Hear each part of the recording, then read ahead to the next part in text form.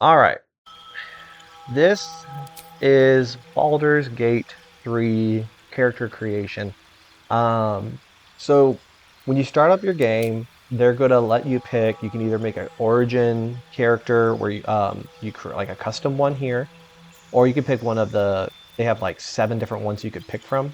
Um, Mhm. and each I highly recommend going custom first. But if you want to, you could definitely play as any one of these guys. They all make it very simple to just kind of like jump in without having to think too much. Like this guy is he's a elf rogue who's a vampire. This is Githyanki. They're the alien race. She's a fighter. There's different ones that do things. But for simplicity's sake, I'll just do a origin character. So when you do your origin character, you can pick your race, and there are 11 different races. Each of them give different bonuses. So I'll just look at elf for a second. Um, and down here you'll see like their racial features. And so aside from the gnome and halfling races, all races get a movement speed of 9 meters. So on your turn, you get to move 9 meters, up to 9 meters. Okay. The gnome and halflings get 7.5, so a little bit less. Um, the elves will and different races will get different weapon trainings. So elves all get training with long swords, short bows, and long bows. So no matter what class they pick, they could be a wizard that doesn't have proficiency with longbow. But they could be a wizard that uses a longbow if they wanted. But they all have different little bonuses and everything. So um, I would say not to stress a ton on the race. It's nowhere near as important as the class. Um, Okay. and and then certain races have a sub race. So like elves get to choose between a high elf and a wood elf. So high elves get a cantrip, and a cantrip is basically a magic spell that you can cast unlimitedly. So like if I go right here, I can pick my high elf cantrip. So he can do a firebolt, which rolls a 10-sided dice once and does that much fire damage. And so there's all kinds of different spells they could choose from. These don't cost anything from a resource standpoint. They're cantrips. But I could also, if I didn't want to be a high elf, I could be a wood elf. And this guy, instead of getting that cantrip, he gets his movement speed increased by 1.5 meters. So just depending on what you want to go with, each race does different things. Okay. The big thing is going to be your class. So the class here, there's 12 different classes, and they're really split up into 3 different categories, in my opinion. There's martial classes, which are all about using weapons, typically like your melee fighters. There are range archer classes, and then there are spellcasters. There are some that also do a mix. Um, but yeah, so we'll get to that. Uh, but to give a quick rundown of some of these things, like a barbarian is very much about he has the ability to increase his accuracy when he attacks. He's the guy who's probably not going to miss. He's about being, in the front and everything. So he's all about just making a mess. Mhm. Um, a similar class is, oh yeah, so if I go over here, there's this details thing. So if I click this, it's going to tell me what proficiencies barbarians get. So barbarians, they get simple weapons and martial weapons. And those are really the 2 categories of weapons. It's either simple and martial. And you could think of simple weapons as like a club, a short sword, something that anybody could use, a spear. A martial weapon could be something that's a little bit more advanced, like a glaive, a pike, a great sword, a great axe. So barbarians are able to equip basically all weapons. They could do all simple weapons. They could do all martial weapons. They get light armor and medium armor proficiency, so they can wear both those type of armors, and they can also wear shields. Now, if I went to a fighter is going to get those same simple weapons and martial weapons, but it also will be allowed to equip heavy armor. So basically, fighters can equip everything. Um, Now, fighters are going to be they're very tanky because they can wear heavy armor. They are the only class that will be able to attack 3 times in a turn. Most martial classes can only do it twice. Fighters can do it at the end of the game. They can attack 3 times in a turn. Yeah, they're really fun. Monks are also, yeah, you go. Why would someone be a barbarian instead of be a fighter? Okay, so let me talk about advantage. Let me see. Let me go back to the elf for a second. So, because this he has one of the things called this thing called advantage. So he says so. This thing is called his fate ancestry for his race. He gets advantage on saving throws against being charmed. So, okay, so what the heck does this mean? Advantage is something that you're going to find throughout the game, and it could be applied to different skills, your attacks, your defending against things. And the idea of advantage is when you have to roll to get a successful attack. Okay, so it might say, let's say, for instance, you're going to go hit a little goblin, and it's like, hey, you need to roll like you're going to get like your 85% chance to hit them in Mm-hmm. the background, what it's doing is it's going to roll a 20-sided dice for you, like they do in Dungeons and Dragons. And so, if it's like, okay, if it's like an 85% and up, I think that's like, it's basically saying you got to roll like a three and up or a four and up, basically. Mm-hmm. Okay, so advantage says you get to take two, you do two dice rolls and take the higher of the two. So if I'm rolling the 20-sided dice, and my first roll is a 2. Well, that sucks. But hey, I get to roll another dice, and that one, let's say, is a 15. Okay, cool. I needed a 4 or above. There we go. I got that 15. On the opposite end, there's disadvantage, which makes you roll 2 dice and you take the lower of the two. Mm-hmm. So you don't want disadvantage, and you want advantage. So barbarians, what they get is like at level 2, they get a special ability attack where they get to attack with advantage. Now, other people can attack them with advantage too. It's like a little trade off, but they get to attack with advantage. So they're going to be very accurate. Um, Fighters, though, yeah. So fighters, they have a harder time getting advantage, but there are ways to do it. Um, and there's ways that we can all work together to get advantage in other ways. But yeah, I mean, both of them are super good. Fighter is probably your most basic class in the game, but just because it's basic does not by any means it sucks. It's probably one of my favorite classes in the entire game. Um, because they can equip everything, they can just beat the crap out of everything. Mm-hmm. They're really, yeah, they're very good. They're not really weak at anything. The only thing they don't have is they don't get like any spells really, which is fine.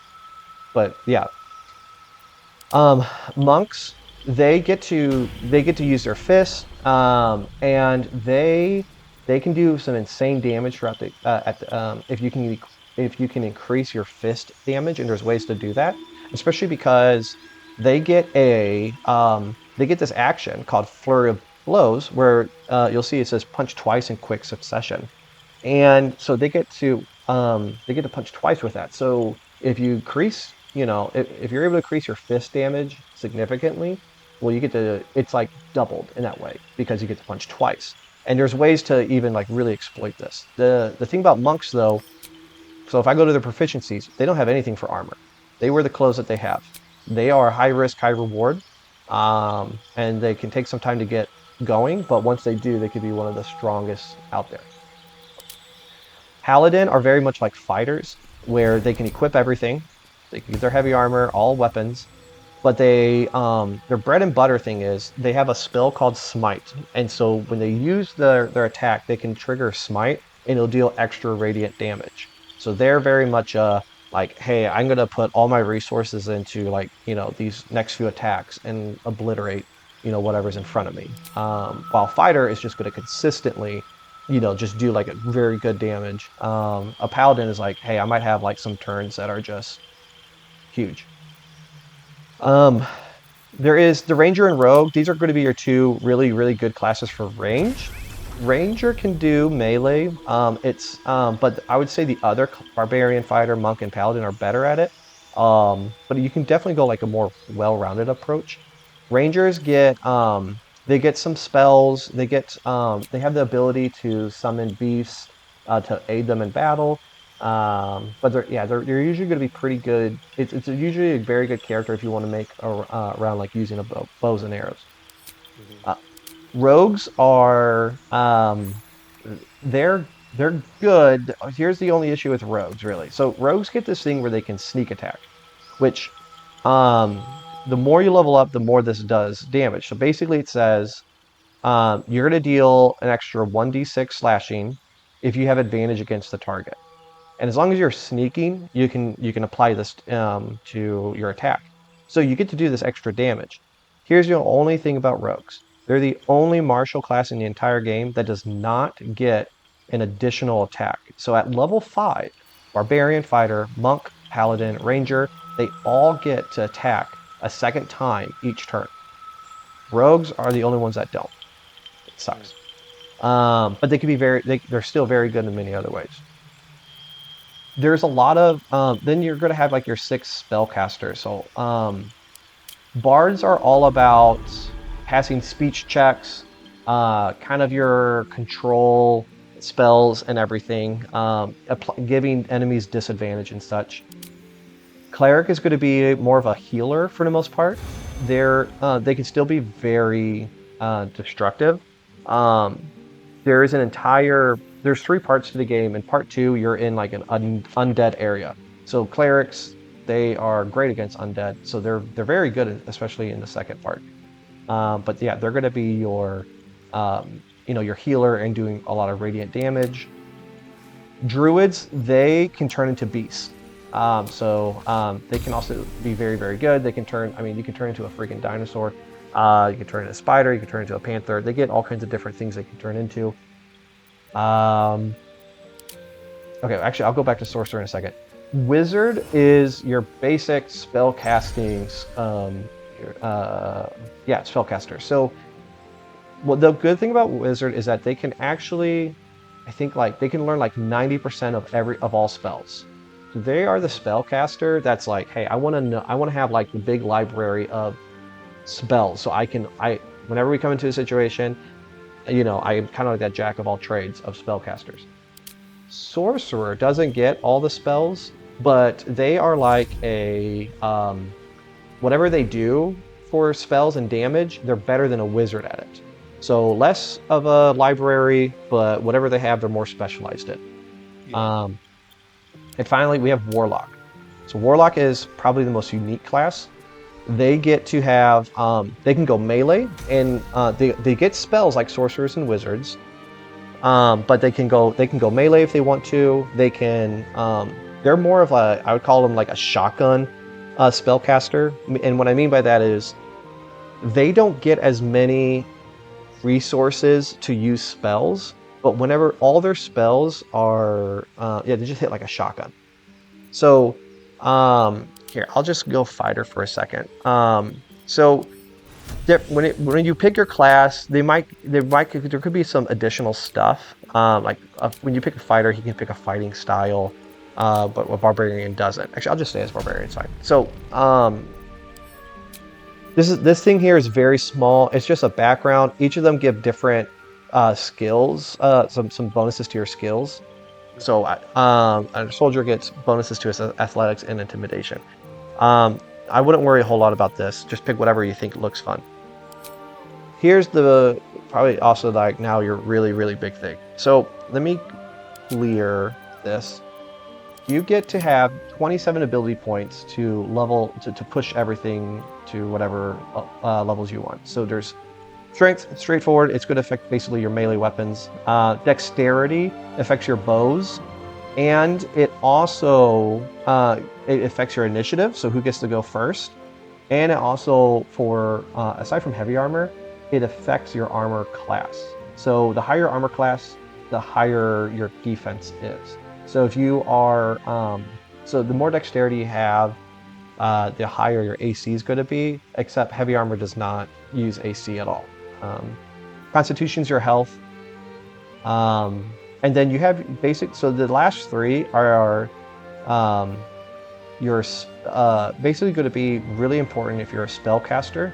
Um, so wizards use intelligence, clerics and druids use wisdom, bards, sorcerers, and warlocks use charisma. Um, so here's the thing here. So if I'll start at 8 here, um, the easiest way to think of this is if you start at if you have something at a 10, you're going to see right here it says +0 to strength checks. every 2 points I put into something will raise that by 1. And so what are strength checks in this example? It's going to be your success for hitting someone. It's going to be also adding damage. So if I go up, put 2 more points into strength, now I get that +1 to strength check. So now I'm, so like when the dice is rolled in the background. So again, let's say I need like a 12 to hit someone.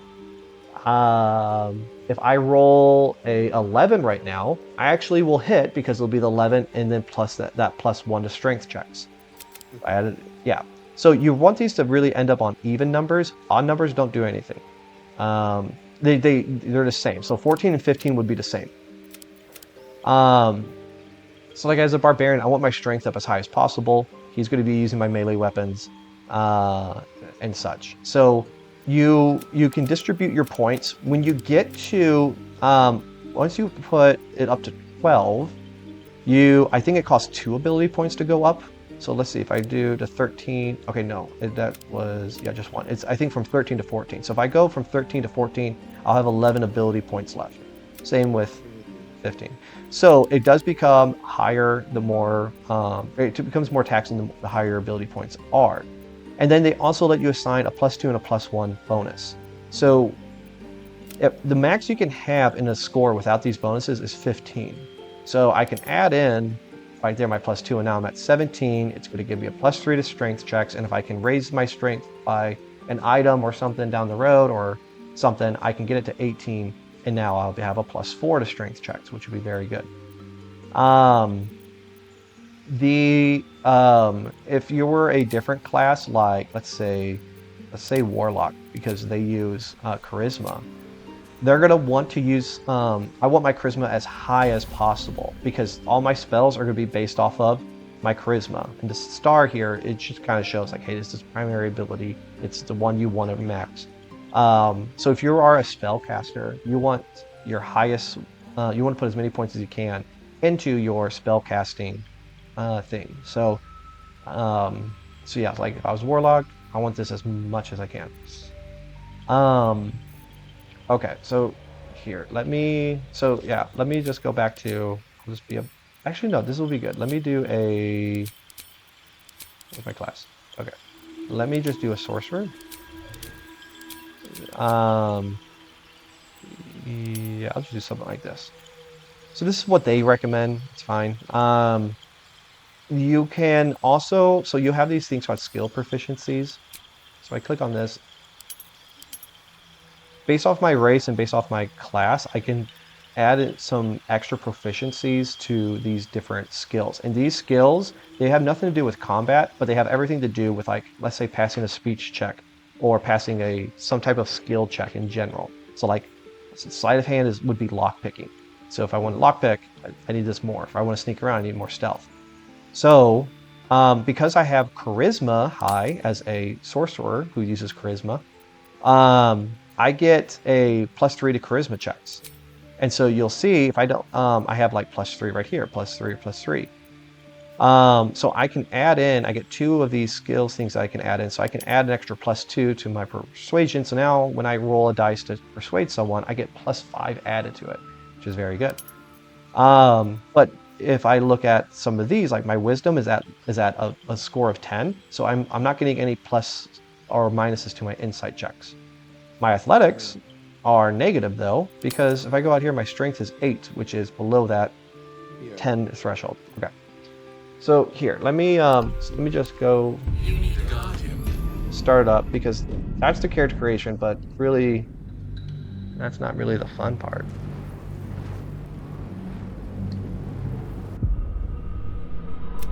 If you're gonna be playing in a party, is it good to have multiple different characters like a My paladin? hat. You totally can. I would say literally play whatever you want. I mean, I think it would be really funny if like all 4 of us were wizards. I don't think that would be the case, but you can totally do it. I mean, people have beaten this game on the hardest difficulty with 1 character and 1 health, and it's just like, okay. Um, I know it's wild. Okay, so there's a lot here to look at. So, yeah. So let me you can over here in the plus and minus size, you increase the rows. You can go up to 4. I like doing it 4. And then this little lock sign, if you click it, it'll unlock. And now I can kind of move things around if I want to kind of set up however I want. The big things are you have a color thing, an action and a bonus action. Really, I like to call them your green action and your orange action, because even though this is called bonus action, they do not get to, this orange triangle does not get to do the same actions as this green action. They're very different.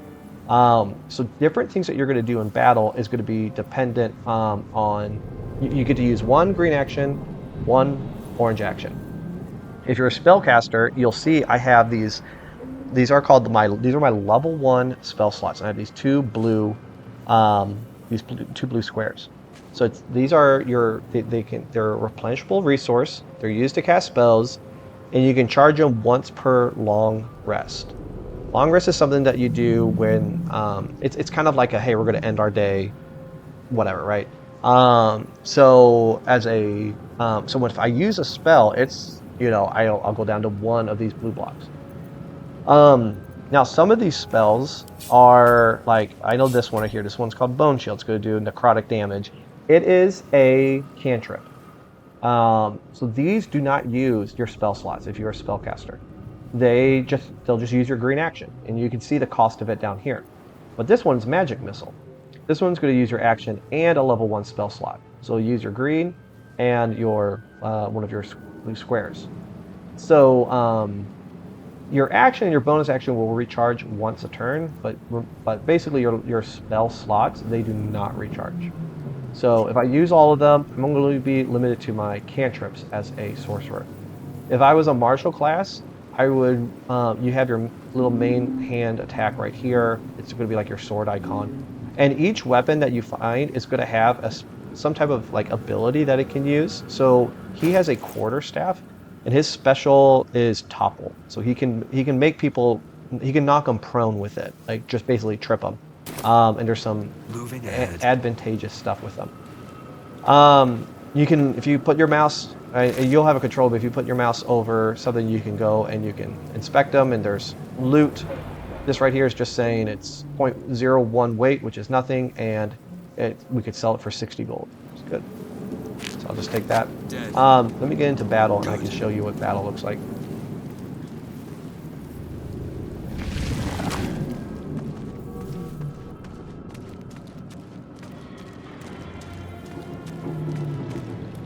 And this is just the very beginning of the game, so we'll all play this together, so there's not really too many spoilers here.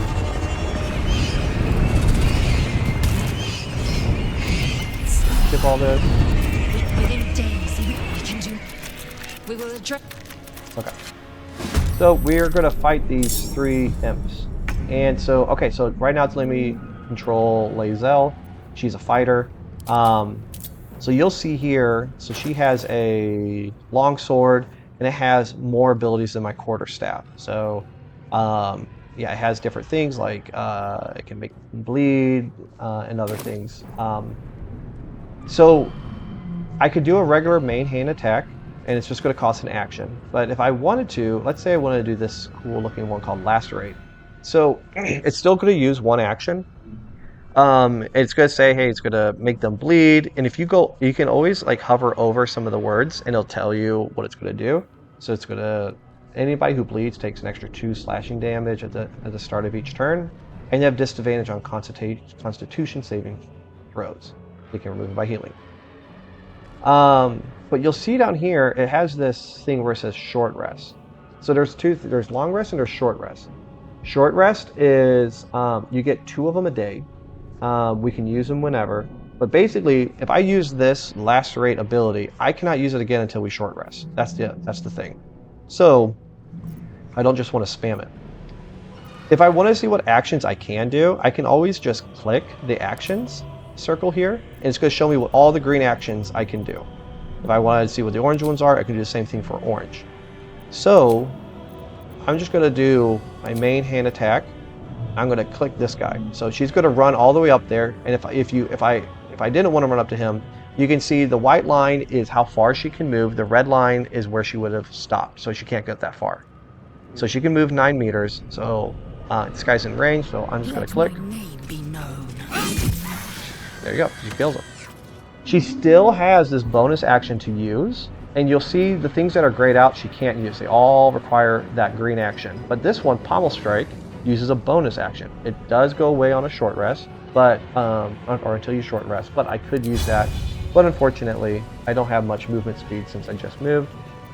I will just click over here and return. Push my luck again. So now it goes to my sorcerer.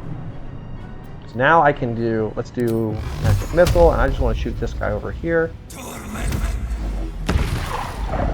There you go. Now, and then I'll just click end turn. Now this guy will go and he'll do his thing, and then You bow. I can just go and click and kill him.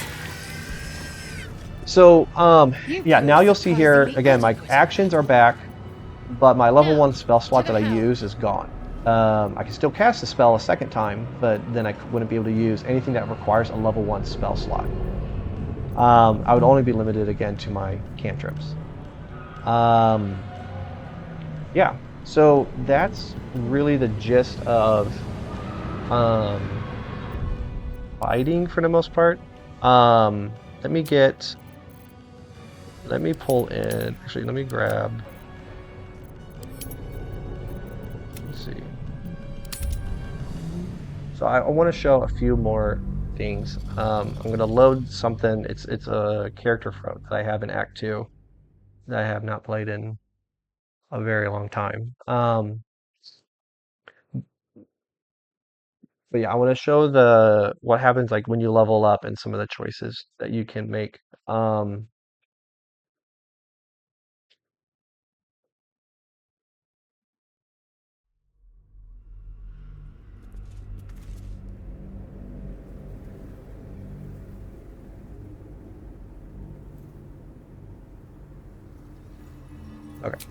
Okay, so here, this is where our short rest is. I was trying to tell you about. So you have, if I click this little campfire button, you have these two for short rest. I've already used one of them, so I could use another one. What it does is it restores half your hit points, and if you're a warlock, they don't get a lot of spell slots, so the short rest will literally restore it, all of them back to him. I'm just going to go to camp real quick. I'm going to show what. Let me talk to this one guy to reset my Another level. step forward. Where is he? Is he over here? I think he's over here. And I can show you what leveling does. Is he really not over here? Where the heck is he? Let's get going.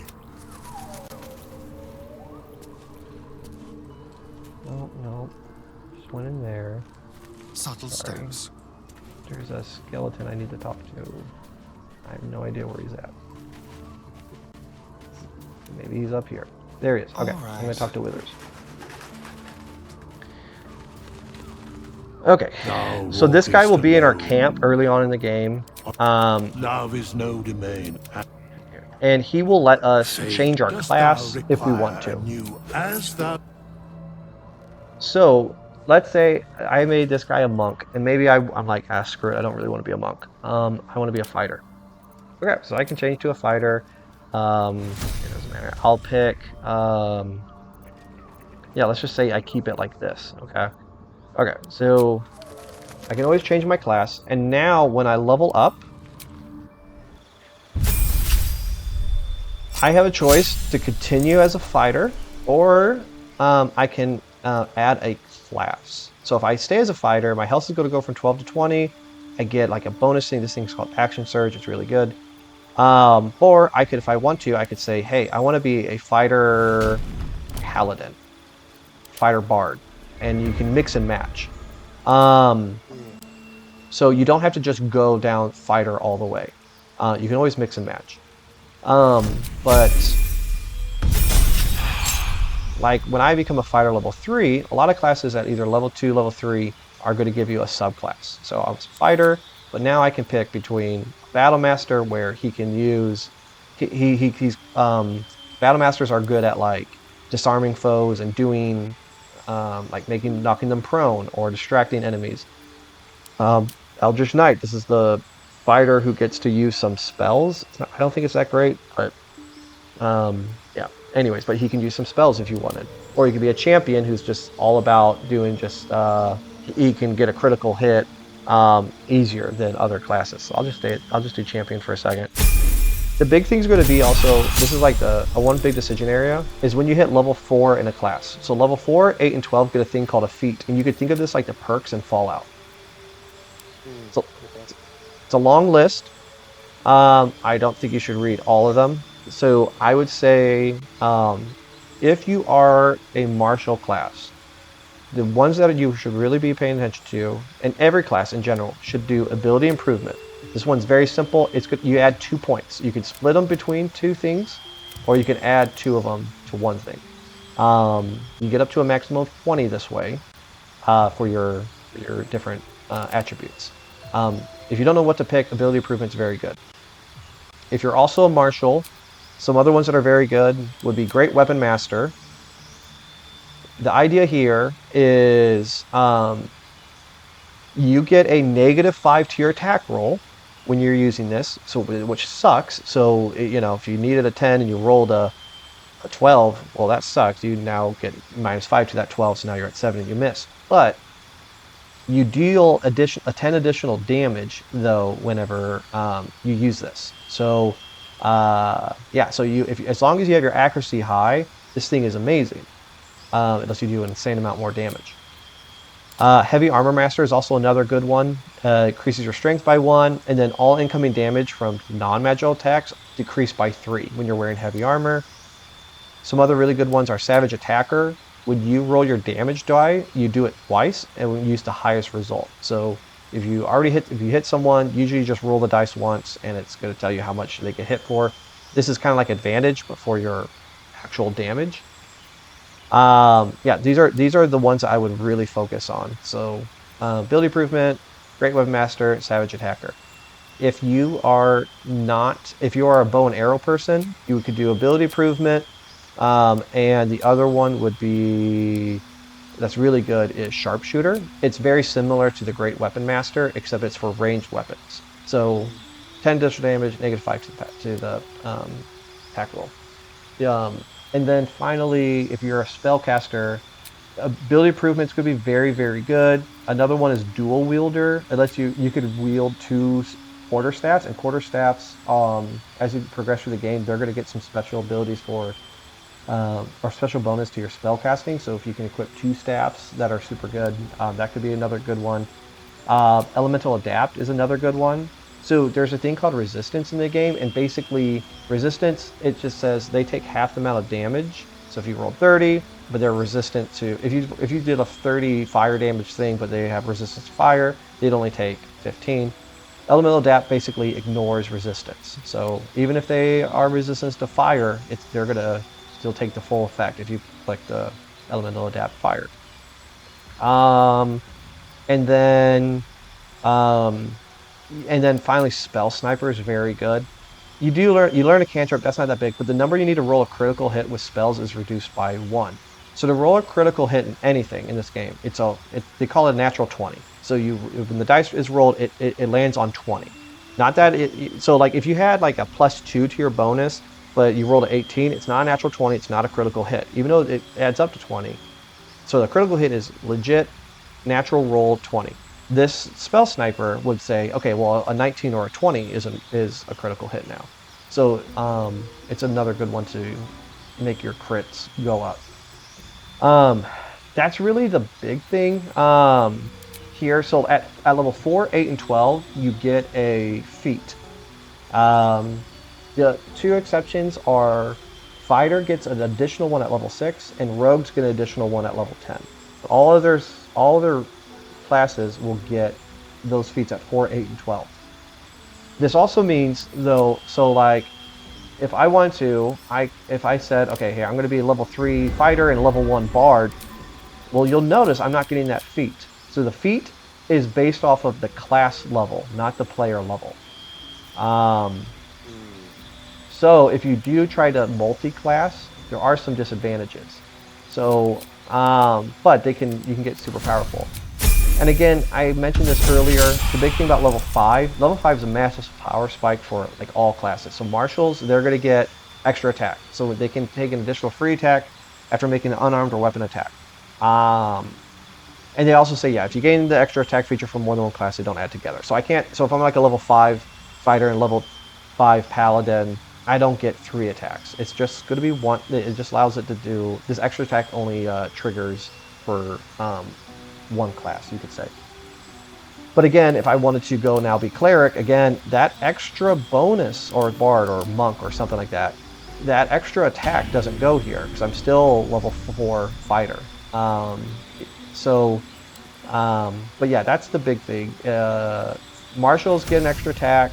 Ranged attackers typically get an extra attack, except rogue. And then some very, very, very powerful spells become available at level 5 for your sorcerers, your warlocks, and your wizards, and your spellcasters. So level 5 is a big, big power spike, to say the least, but that's also when enemies tend to get a lot harder. Yeah. But yeah, and then real quick too, so I made this guy a fighter. He was supposed to be a monk. AC is your armor class. You'll see down here, it says, so the higher your armor class is, the harder you are to hit.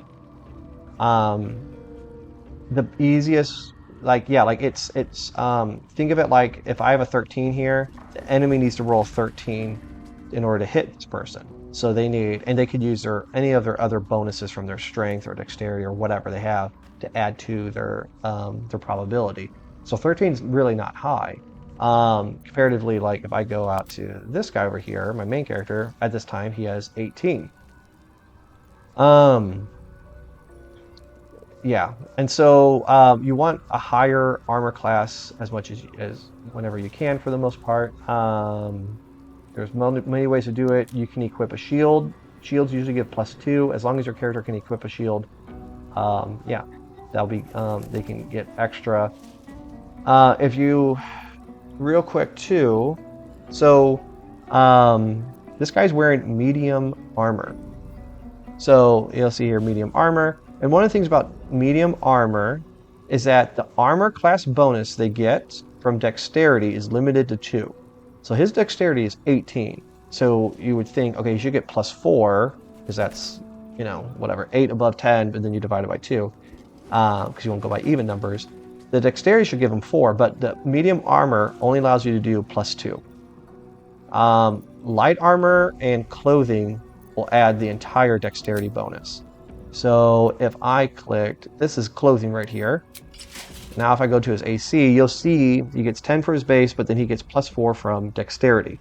But again, light armor and clothing are going to start with a lower base armor. So this one is a base armor of 10. I can go back and equip my other one that starts at 16. So I really want this one because, yeah. So that's kind of like really the gist of it. I don't want to show a whole lot more because I think you guys all should explore for yourself. But yeah, that's Baldur's Gate for the most part. Have any questions? I mean, it seems pretty straightforward. I mean, I think it will be like, kind of like on like Skyrim, there's certain spells you will enjoy or certain weapons that you enjoy, and so it just goes down to personal preference at that point.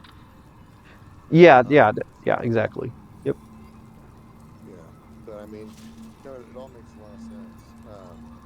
The turn base is probably what's going to be what I'll have to get used to because I'm not used to those types of games. But Yeah, that part is a little to get used to, especially when playing with a bunch of people. So that part's a little bit more difficult. But yeah, you'll pick up on it pretty quickly. There are a few little things as well that every person gets. I'm not going to go through all of them, but really the big one is jump. And let me pick him for a second. So this guy has high strength. He's a fighter now. Actually, I have him at 21 strength. Okay. If you your jump requires it costs a bonus action on your turn and 3 meters of movement speed. But you can move significantly farther if you have if you can jump significantly farther than those 3 meters, as if your strength is high. So, you know, he can definitely jump a lot farther than if I pick this guy who his strength is 10. If I try to jump, it's a lot shorter. So jumping is a great way. If you have no use for your bonus action, it's a great way to, and you're like a melee person that wants to get up close and personal. Yeah, use your jump to get really close in.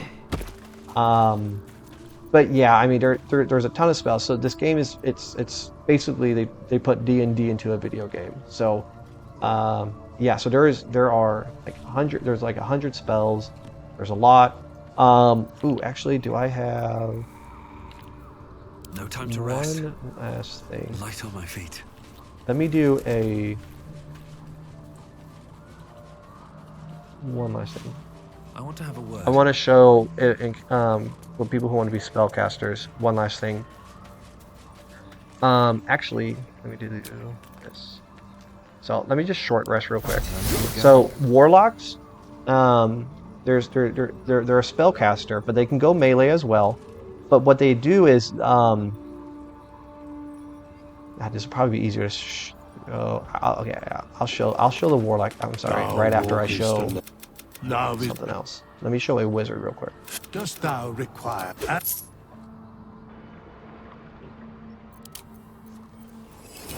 So these are all those little level 1 spell slots, and yeah, I'll just go with that. Okay. When I level up as a wizard or as a spellcaster, all of them but warlock,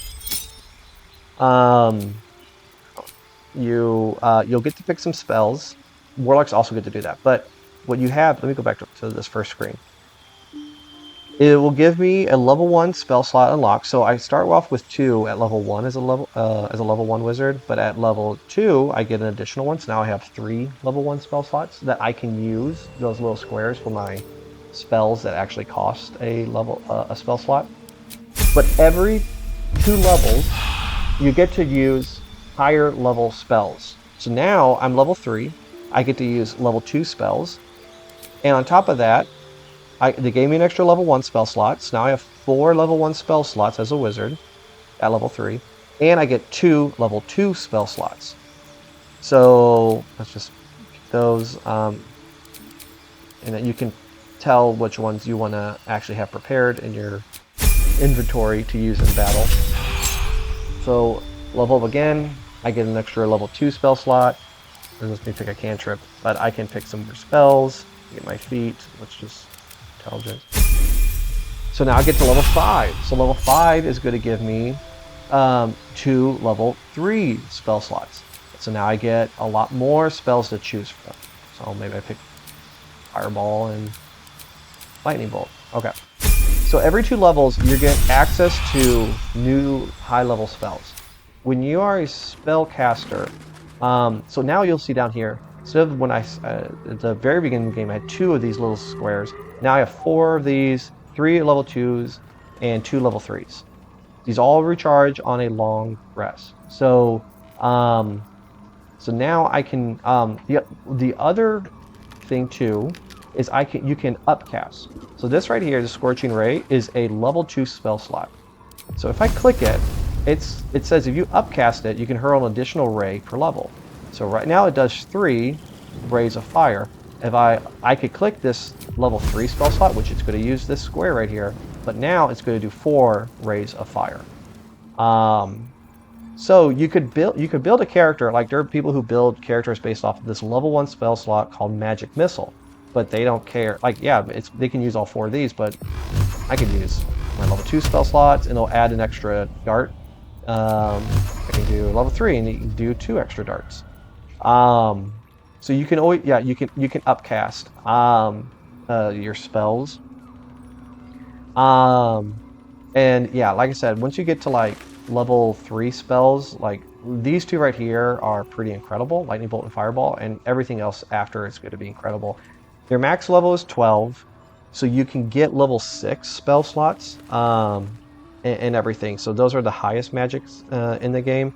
The only difference for spellcasters is Defender Warlock. of the people. So Warlock, once they hit level 2, and until they hit, I think it's either level 10 or 11, they get 2 spell slots, which it sounds horrible. But they recharge on short rest, which you get 2 per long rest, so they can get their spell slots back. And every time they use a spell, it is cast. It's upcasted at the maximum level. So I could take a level 2 Scorching Ray, but it's yeah. So this guy is level 7. Okay, so he has access to level 4 spell slots technically. So it's going to cast a level 2 Scorching Ray spell, but it's going to pretend it's actually a level 4 spell. So I can shoot 5 rays of fire instead of the typical 3. So Warlocks, like I said, like they're kind of like that shotgun because every time they do a spell, it is going to be at its maximum power. It's while like a wizard, I can choose to do it at its maximum power, but I don't. I can also choose to make it weaker depending on how I want to do the spell. Yeah, Warlocks, they get to do it maximum level. So that is one big thing.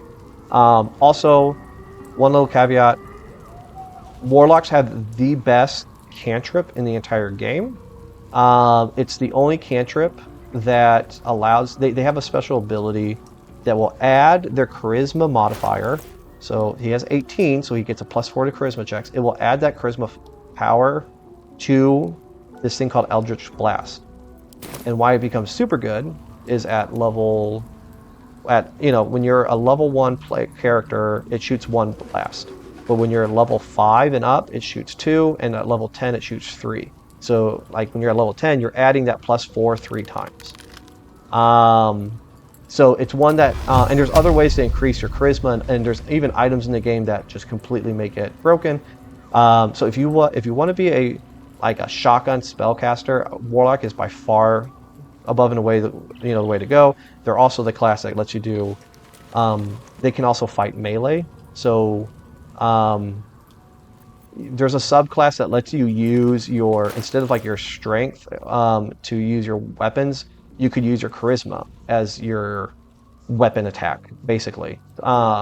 So yeah, Warlocks are very much I can kind of do everything. They're very good, they're very fun, but they're yeah. So yeah, okay. I think that's for the most part everything I wanted to show. At least things have stayed So here, let me interesting. stop the video.